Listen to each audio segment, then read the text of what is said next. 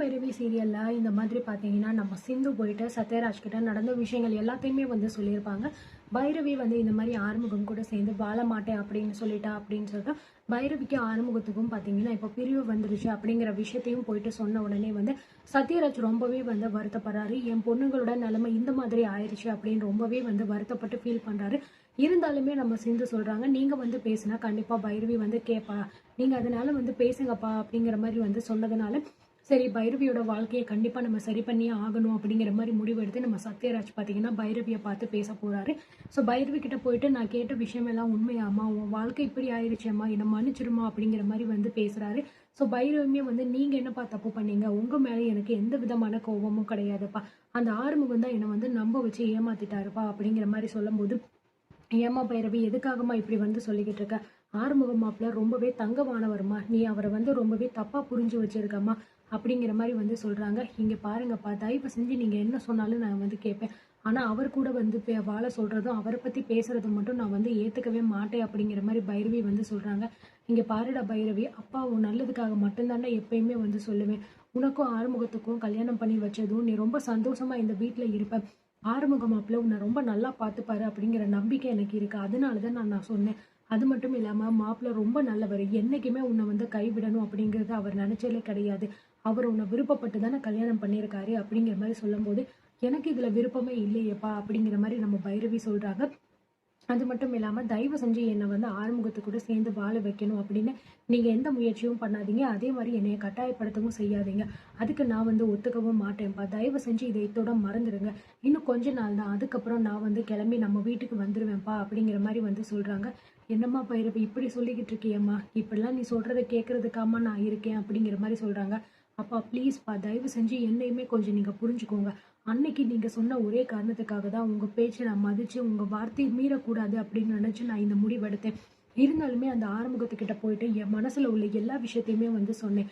ஆனா அவன் கொஞ்சம் கூட ஈவு இறக்கம் கூட பார்க்காம எனக்கு பிடிக்கல அப்படின்னு தெரிஞ்சு கூட வலுக்கட்டாயமா என் கழுத்துல தாலி கட்டினாரு. இவ்வளோ நாள் வரைக்கும் நான் பொறுத்துக்கிட்டு இருந்தது அன்னபூரணி அத்தைக்காக மட்டும்தான். அது மட்டும் இல்லாம உங்களுடைய கௌரவமும் குறைஞ்சிடக்கூடாது.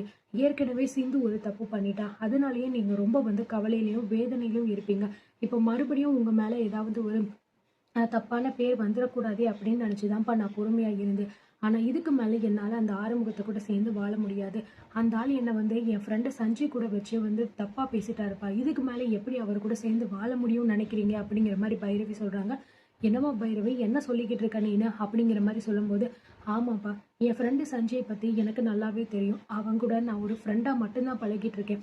அது மட்டும் இல்லாம நம்ம குடும்பத்துக்கு எவ்வளவோ விஷயங்கள்ல வந்து அவர் ஹெல்ப் பண்ணியிருக்காரு.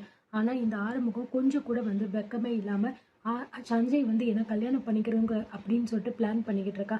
சஞ்சய் வந்து என்னை ஏமாத்திக்கிட்டு இருக்கா அப்படி இப்படின்னு என்னென்னமோ வந்து பேசிக்கிட்டு இருக்காருப்பா. இதுக்கு மேல எப்படிப்பா வந்து நான் அவர் கூட சேர்ந்து வாழ முடியும் அப்படிங்கிற மாதிரி வந்து சொல்றாங்க. ஸோ இதனால சத்யராஜுக்கு என்ன பேசுறது அப்படின்னு வந்து ஒண்ணுமே வந்து புரியல. இருந்தாலுமே அவர் மனசுக்குள்ள ஒரு தாட், கண்டிப்பா வந்து ஆறுமுகம் இந்த மாதிரி எல்லாம் பேசுற ஆள் கிடையாது, அவர் ரொம்ப நல்லவர், இந்த மாதிரி பேசியிருக்காரு அப்படின்னா அதுக்கு பின்னாடி வேற ஏதோ ஒரு காரணம் இருக்கு அப்படிங்கிற மாதிரி நினைச்சிட்டு ஆறுமுகத்தை போய் வந்து பாக்குறாங்க. வாங்க மாமா எப்படி இருக்கீங்க அப்படிங்கிற மாதிரி பேசும்போது, என்ன மாப்பிள்ள நீங்க எப்படி இருக்கீங்க, நான் எல்லா விஷயமும் கேள்விப்பட்டேன் மாப்பிள்ள, என் பொண்ணு பைரவி பண்ண தப்புக்கு எல்லாம் என்னை மன்னிச்சிருங்க மாப்பிள்ள அப்படிங்கிற மாதிரி கேட்குறாங்க. ஐயோ மாமா, நீங்க என்ன மாமா தப்பு பண்ணீங்க, எதுக்கு நீங்க மன்னிப்பு கேட்கணும், பைரவி மேல எனக்கு எந்த கோவமும் கிடையாது, அவ என் மேல கோவப்படுறது 100க்கு 100 வந்து உண்மைதான், நான் அதை ஏத்துக்கிறேன், அவ எவ்வளவு நாள் வரைக்கும் எனக்கு தண்டனை கொடுக்கணுமோ கொடுக்கட்டும், அதை நான் ஏத்துக்கிறேன், அதுக்காக பைரவியை விட்டு நான் போயிருவேன் அப்படிங்கிறது மட்டும் நீங்க நினைக்காதீங்க மாமா, என்ன ஆனாலும் சரி என் வாழ்க்கை பைரவி கூட மட்டும்தான் அப்படிங்கிற மாதிரி சொல்றாங்க. நீங்க இப்படி சொல்றது எனக்கு ரொம்ப சந்தோஷமா இருக்கு மாப்பிள்ள, எங்க என் பிள்ளைய விட்டு நீங்க நிரந்தரமா பிரிஞ்சு போயிருவீங்களோ அப்படின்னு நான் ரொம்ப பயத்துல இருக்கேன். அது மட்டும் இல்லாம பைரவி நான் சொல்ற பேச்ச கூட கேட்க மாட்டேங்கிறா. அவளை நீங்க என்னமோ தப்பா பேசுறீங்க அப்படி இப்படின்னு அவ வந்து தப்பா தான் புரிஞ்சு வச்சுக்கிட்டு இருக்கா. சீக்கிரமாவே அதை சரி பண்ணணும் மாப்பிள்ள அப்படிங்கிற மாதிரி சொல்றாங்க. ஆமா மாமா, நீங்க சொல்றதும் சரிதான். அந்த சஞ்சய் ரொம்பவே மோசமானவன் மாமா. நான் எப்பயுமே பைரவிய தப்பா நினைக்கவும் கிடையாது, தப்பா பேசுற ஆளும் கிடையாது. ஆனா அன்னைக்கு நான் கேட்டதுக்கான ரீசன் வந்து சஞ்சய் என்கிட்ட சொன்னதுனாலதான். அந்த சஞ்சய் ஆரம்பத்துல இருந்தே காலேஜ் படிக்கும் போதே பைரவிய ஒன் சைடா லவ் பண்ணியிருக்கான் மாமா. அது மட்டும் கிடையாது, பைரவி வந்து இந்த ஊர்ல இருக்கா அப்படிங்கறது தெரிஞ்சுட்டு அவளை கல்யாணம் பண்ணணும் அப்படிங்கிறதுக்காக தான் இந்த ஊருக்கே அவன் வந்திருக்கான். அந்த நேரம் பார்த்து எனக்கும் பைரவிக்கும் கல்யாணம் ஆயிடுச்சு.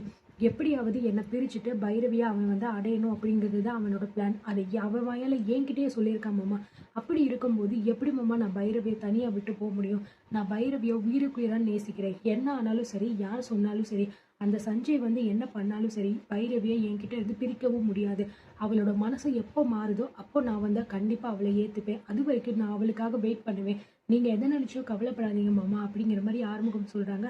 மாப்பிள்ள ரொம்ப நன்றி மாப்பிள்ள. நீங்க இந்த மாதிரி ஒரு விஷயத்த சொல்றத கேட்டு எனக்கு ரொம்ப சந்தோஷமா இருக்கு. எங்க என் புள்ளைய நீங்க தப்பா நினைச்சிருவீங்களோ அப்படின்னு நான் பயந்துகிட்டு இருந்தேன். அந்த சஞ்சய் எதுக்காக மாப்பிள்ள இப்படி ஒரு கேவலமான விஷயத்த பண்ணியிருக்கா? நம்ம குடும்பத்துக்கு நிறைய நல்லது பண்ணானே, அவனை ரொம்ப நல்லவன் நினைச்சா இப்படி உங்க வாழ்க்கையவே வந்து கெடுக்கணும் அப்படின்னு வந்து நிக்கிறானே. ஏன் மாப்பிள்ள நான் வேணா போயிட்டு அவன்கிட்ட பேசவா அப்படிங்கிற மாதிரி வந்து கேக்குறாரு. இல்ல மாமா, இப்ப போயிட்டு நீங்க சஞ்சய் கிட்ட பேசினா அது மறுபடியும் பிரச்சனையா தான் வரும். இதை நீங்க ஆற போடுங்க. பைரவி மனசு கொஞ்சம் கொஞ்சம் மாறட்டும். சஞ்சய் தப்பானவன் அப்படிங்கிறத பைரவி புரிஞ்சுக்கணும். அது புரிய வச்சுட்டாலே போதும். என் மேல இருக்கிற கோபம் அவளுக்கு மொத்தமா போயிடும். அது வரைக்கும் நம்ம கொஞ்சம் பொறுமையா வெயிட் பண்ணலாமாமா. நீங்க எதை பத்தியும் கவலைப்படாதீங்க. கண்டிப்பா உங்க பொண்ணை நான் பார்த்துப்பேன். என்னைக்கா இருந்தாலும் சரி, அவ எனக்கு தான் பொண்டாட்டி. அது மட்டும் இல்லாம அவளை என்னைக்குமே நான் கைவிடவும் மாட்டேன். நீங்க நம்பிக்கையா இருங்க மாமா அப்படிங்கிற மாதிரி ஆறுமுகம் சொல்றாரு. ஸோ இதை கேட்டு சத்யராஜ் ரொம்பவே சந்தோஷப்படுறாரு. எப்படியாவது சஞ்சயோட சுயரூபத்தை என்ன அப்படிங்கிறத நம்ம பைரவிக்கு காட்டியே ஆகணும். அப்போதான் வந்து பைரவியோட மனசு மாறும். ஆறுமுகத்தை கூட சேர்ந்து வாழணும் அப்படிங்கிற மாதிரி வந்து சத்யராஜ் நினைக்கிறாரு. ஸோ இதுக்கப்புறம் பார்த்தீங்கன்னா நம்ம சஞ்சய் வந்து ஏதாவது ஒரு சில விஷயங்கள்ல வந்து மாட்டுவாரா? உண்மையிலேயே அவரோட கேரக்டர் பத்தி நம்ம பைரவி தெரிஞ்சுப்பாங்களா அப்படிங்கிறது தான் இங்க பெரிய ட்விஸ்ட். என்ன நடக்க போகுது அப்படிங்கறத பொறுத்திருந்து பார்க்கலாம்.